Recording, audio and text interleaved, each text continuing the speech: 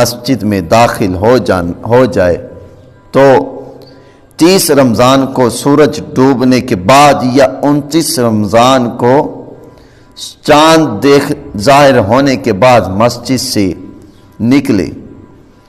یاد رہے کہ اعتکاف سنت موقدہ علی الکفایہ ہے۔ یہ جو اعتکاف ہے اعتکاف سنت موقدہ علی الکفایہ ہے، یعنی اگر محلے کے سب لوگ اسے چھوڑ دیں تو سب آخرت میں گرفتار ہوں گے، اور اگر ایک آدمی نے بھی اعتکاف کر لیا تو سب آخرت کے مواخذہ سے بری ہو جائیں گے۔